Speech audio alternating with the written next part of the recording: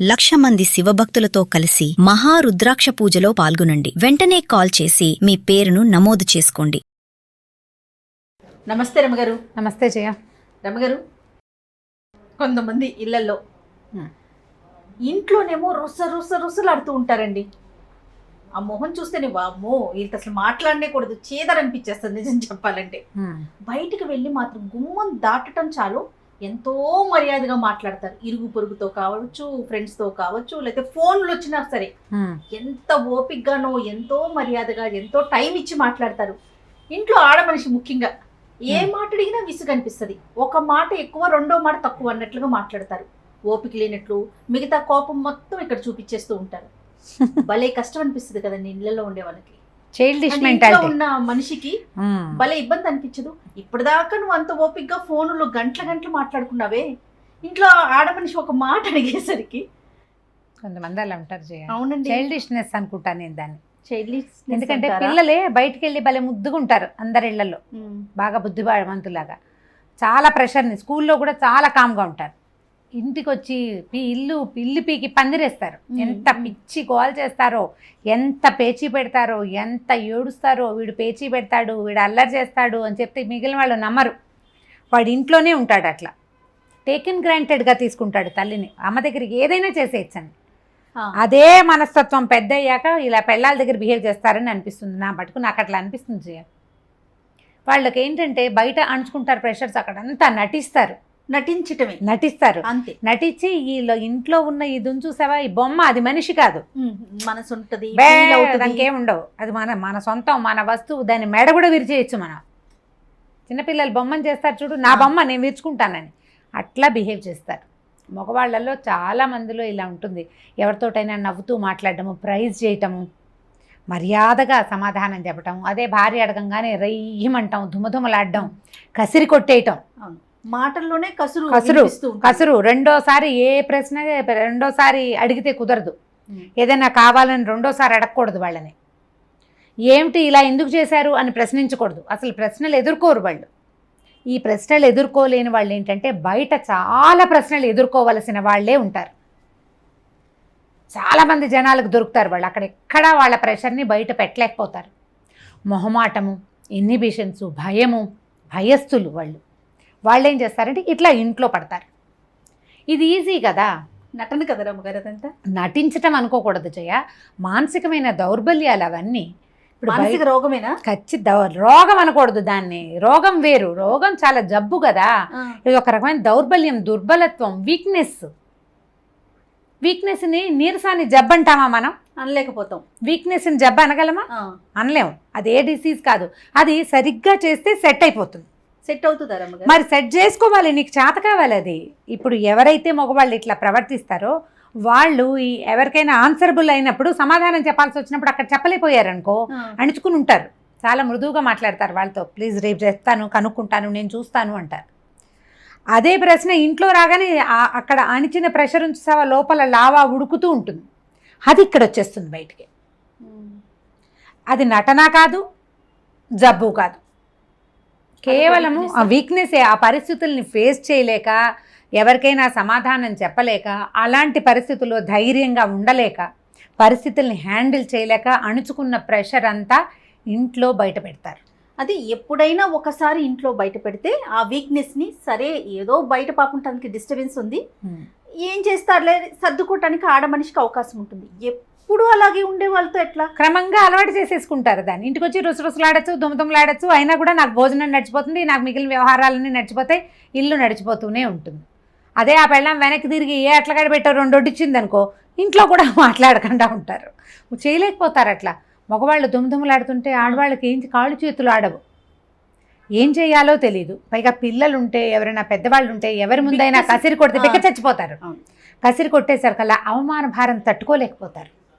ఈ అవమానాన్ని తట్టుకోలేక ఆడవాళ్ళు చాలా ప్రెషర్కి గురవుతారు జయ. మగవాళ్ళకి వాళ్ళకి ఎట్లా ఉంటుందంటే, చాలామందికి నేను చక్కగా మంచి ఇల్లు తీశాను, నగలు కొంటాను, బయటికి తీసుకెళ్తాను, బయట భోజనాలు చేపిస్తాను, బాగా కొనిపెడతాను, అన్నీ అమర్చాను, 2 పిల్లలు ఉన్నారు, ఏం కావాలి దీని జీవితానికి? నేను ఏదో అద్భుతం చేసేసాను, నేను అవన్నీ చేస్తా. తను విసుకోవటము, తను అట్లా కసిరేయటము ఈ ఆడ మనిషి మీద ఎలాంటి ఇంపాక్ట్ని చూపిస్తుంది, ఆ అమ్మాయి ఆ ప్రెషర్ని ఎక్కడ బయట పెట్టుకుంటుంది అనేది అర్థం చేసుకోరు జయ. 50% ఆడవాళ్ల తాలూకు బీపీలకి, స్పాండిలైటిస్కి, తర్వాత రకరకాల అనారోగ్యాలు, తొందరగా డయాబెటీస్ రావడానికి ఇది కారణం. బయట పెట్టుకోలేకపోతే ప్రెషర్ని, ఆ ప్రెషర్ వీళ్ళే తీసుకోవాల్సి వస్తుంది. పనులు తప్పవు, పిల్లలు తప్పరు, పిల్లల్ని చూసుకోవద్దు. శారీరకంగా కొంత ప్రతి నెలా వచ్చే బలహీనత కొంత ఉంటుంది. ఇంత కసిరి కొట్టిన వాడితోటి మామూలుగా ఉండాలంటే ఎంత దించుకుపోవాలి లోపల, ఎంత కష్టం. కసిరేసినా మళ్ళీ మామూలుగా ఉండి తిండి అమర్చి పెట్టాలంటే మనకు కూడా విసిరేసే అవకాశం వస్తే బాగుండు అనిపిస్తుంది. ఆ విసిరే అవకాశం ఉన్నవాళ్ళు విసిరేస్తారు, గోల్ చేస్తారు, పోట్లాడతారు. ఇల్లు రణరంగంలాగా ఉంటుంది. ఆయన విసుకుంటాడు, ఆవిడ విసుకుంటుంది. పిల్లలు ఎక్కడికి పారిపోదానరా దేవుడా అని ఏడుస్తూ ఉంటారు. అత్త మామ ఇంట్లో ఉండలేరు. ఈ ప్రెషర్ అణుచుకోలేని ఆడవాళ్ళు ఇలా ప్రవర్తిస్తారు, గొడవలు అయిపోతాయి. ప్రెషర్ అణుచుకునే వాళ్ళు అనారోగ్యాల పాలైపోతారు. తొందరగా వృద్ధాప్యం వచ్చేస్తుంది. అడగలేకపోతారు, అడగలేరు, ప్రెషర్ని అణుచుకోవాల్సి వస్తుంది. ప్రతి మగవాళ్ళు భార్య వీక్గా కనపడుతున్నా, లేకపోతే తొందరగానే తనకంటే 5-6 ఏళ్ళు చిన్నది ఏజ్డ్ లుక్ ఎందుకు వచ్చింది ఈ అమ్మాయికి అనేది ఆలోచిస్తే దానికి కారణం 50% మనమేనని తెలుస్తుంది. 100% అని నేను అన్నాను. ఖచ్చితంగా 50% మగవాళ్ళ దౌష్యము, వాళ్ళ విసుగు, వాళ్ళు కసిరేసేయటము, వాళ్ళ అవమానించటము పదే పదే. మీ అమ్మ, మీ నాన్న, మీ అక్క, మీ చెల్లి అండమే కాదు, అదే నిన్ను నువ్వు బాడీ షేమింగ్ చేయటం, ఏదైనా అడిగితే సమాధానం చెప్పకపోవటం, వాళ్ళకి కావాల్సింది ఏది సరిగ్గా చేయకపోవటం. కొంతమంది ఉంటారు నో అంటారు ప్రతిదానికి. ఈ పెద్ద మనుషులు చాలా మంది ఉంటారు, కానీ తర్వాత చేస్తారు. మొదట నోని వాళ్ళు తట్టుకోలేకపోతారు, ఆడవాళ్ళు తట్టుకోలేరు. సరే, వాళ్ళు ఇంకా రెగ్యులర్గా మళ్ళీ తర్వాత చేస్తున్నారు అనుకోండి, మొదటి నూనె యాక్సెప్ట్ చేసేయచ్చు. ఎప్పటికైతే కాదు జయ. ఇప్పుడు ఎలా ఉంటుందంటే మామూలుగా మనమే ఉన్నామనుకో బాగానే ఉంటుంది. అదే ఎవరి ముందైనా నో తీసుకోవాల్సి వస్తే ఇబ్బంది అనిపిస్తుంది కదా, అవమానకరంగా అనిపిస్తుంది కదా. ఇది వరకటిలాగా లేవు రోజులు. ఆడవాళ్ళు పూర్తి స్థాయి డిపెండెంట్స్గా ఈ రోజున లేరు. మగవాడు తెచ్చిపడేస్తే ఇల్లు దిద్దుకోవటమే ఈ రోజు ప్రపంచం కాదు. ఉద్యోగం చేయకపోయినా ఇళ్లల్లో ఉండే వాళ్ళైనా సరే, హౌస్ వైఫ్స్ కొంత తక్కువే ఉన్నారు. ఒకవేళ హౌస్ వైఫ్స్ ఉన్నా కూడా వాళ్ళకి కూడా జీవితం టఫ్ టాస్క్గానే ఉంది ఇప్పుడు. ఈ కరెంటు బిల్లులు, వాటర్ బిల్లులు, ఈ పిల్లల స్కూళ్ళు, వాళ్ళ పేరెంట్ టీచర్ మీటింగ్స్, పిల్లల తాలూకు క్లాసులు, వాళ్ళ ట్యూషన్లు, వాళ్ళ కోకరికులర్ యాక్టివిటీసు, దైనందిన జీవితం ఒక యుద్ధంగా ఉంది ప్రతి వాడికి. నువ్వు బయటికి వెళ్ళి ఎంత యుద్ధం చేస్తావో ఇంట్లో ఉండి ఆ అమ్మాయి కూడా అంత యుద్ధము చేయవలసిందే, చెయ్యాల్సిందే. మార్పు ఎక్కడంటే రంగాలు వేరు, నీ రంగం వేరు, ఆవిడ రంగం వేరు చేసేది. ఒకళ్ళది కురుక్షేత్రం అయితే ఇంకోళ్ళది పానిపట్టు. దాంట్లో ఏ తేడా లేదు. ప్రతివాడు ఈ రోజున యుద్ధం చేయవలసిన పరిస్థితిలోనే ఉన్నాం. భార్య ఉద్యోగం చేసే అమ్మాయి అయితే మరీ కష్టం. ఒకవేళ ఇంట్లో ఉండే భార్యలు డిప్రెషన్కి గురవుతున్నా, డిప్రెషన్లోకి దిగిపోతున్నా, తొందరగా అనారోగ్యాల పాలవుతున్నా, తర్వాత మానసికంగా వీళ్ళు ఏదైనా ఇబ్బంది పడుతున్నారనిపించిన, ఏజ్డ్ లుక్ వచ్చేస్తున్నా, మొట్టమొదట మీ పరిస్థితి ఏమిటి అనేది మగవాళ్ళు ఆలోచించుకోవాలి. మనం ఏం చేస్తున్నాం, వీళ్ళు ఇలా అవ్వడానికి మన పాత్ర ఉందా అనేది ఆలోచించుకుని కరెక్ట్ చేసుకోవాలి. మీరు భార్య మీద విసుక్కోవటం కాకుండా ప్రధానంగా ఏంటంటే మీరు బయటకు వచ్చే రకరకాల టాస్కుల్ని వాటిని డైరెక్ట్ అటాక్ ఇవ్వటం వన్స్ ప్రాక్టీస్ చేస్తే జీవితంలో మీరు ఇంకా ముందుకెళ్తారు. ప్రెషర్ అణుచుకుని ఇక్కడికి వచ్చి ఇక్కడ లావాలాగా అగ్నిపర్వతం బద్దలైనట్టు ఇంట్లో బద్దలైతే ప్రయోజనం ఏముంది?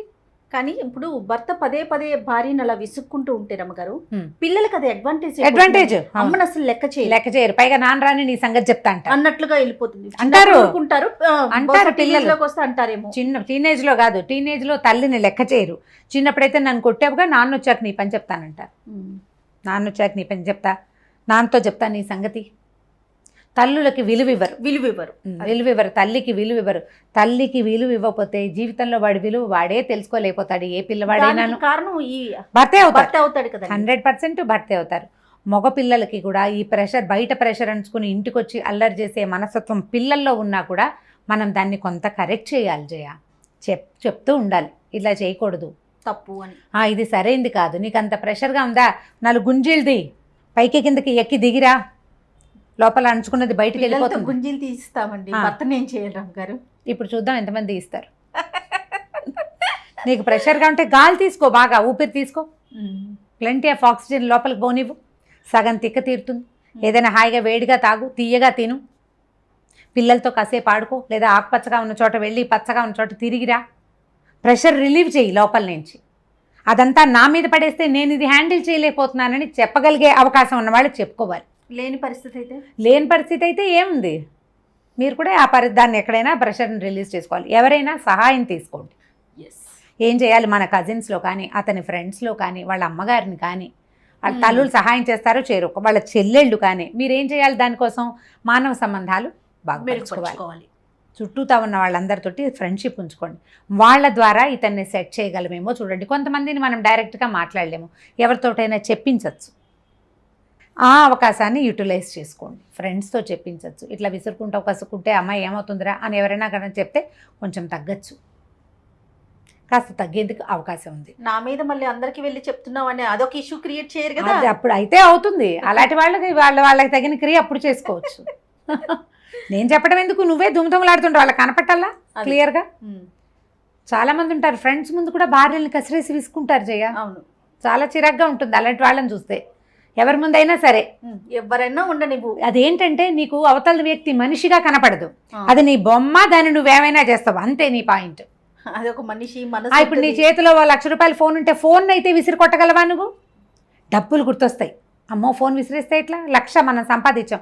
అవతల మనిషి రక్త మాంసాలతో జవసత్వాలతో ఉన్న దాన్ని విసిరి కొట్టేస్తే ఆ బొమ్మ పగలదు, లోపల చితికిపోతుంది. అంతే కదా. అంతే. విసుకోవటం, కసురుకోవటం, పిల్లల్ని కసిరినట్టు. మనం పిల్లల్నే కసరకూడదు. ఇప్పుడు వారి పెద్దవాళ్ళని, తల్లుల్ని కసిరితే ఎట్లా? అవును, జీవితం పాడైపోతుంది. మనకి సమాజం బహు చిన్నది, మన ప్రపంచాలు చాలా చిన్నవైపోతున్నాయి.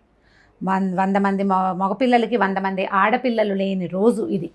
80 మంది 85 మంది ఆడవాళ్ళు ఉంటున్నారు. ఇప్పుడు మనకు దొరికిన ఒక భార్యని, మాకు దొరికిన కంపెనీని కాపాడుకోవాలి. ఈ పరిస్థితి వస్తే మగవాళ్ళని హ్యాండిల్ చేయాలి, మనం మాట్లాడుకోవాలి, విషయం చెప్పగలగాలి. ఒకవేళ చెప్పలేకపోతే ఎవరితోటైనా చెప్పించే ప్రయత్నం చేయాలి. అతని ఇంటికి రాగానే విసుకుంటుంటే కనుక విసుగొచ్చే ఏ పరిస్థితిని ఇంట్లో ఉంచకుండా జాగ్రత్త పడండి. కనీసం అదే అలవాటుగా మారిపోకుండా చేసుకోండి. ప్రతిసారి జాగ్రత్తగా ఉండలేకపోతాం, కానీ వాళ్ళకి హ్యాబిట్ అయిపోతే కష్టం కదా. పిల్లలు కూడా చెప్పుకుంటూ ఉండాల్సి వస్తుంది. ఇది కొంచెం కష్టసాధ్యమైన సంగతే, కానీ ట్రై చేయొచ్చు. ఇట్లా ఫ్రెండ్స్ ద్వారా, కజిన్స్ ద్వారా ఎవరితోటైనా చెప్పిస్తే కొంత మార్పు రావడానికి అవకాశం ఉంది. రైట్ రామ్ గారు, నమస్తే. నమస్తే జయ.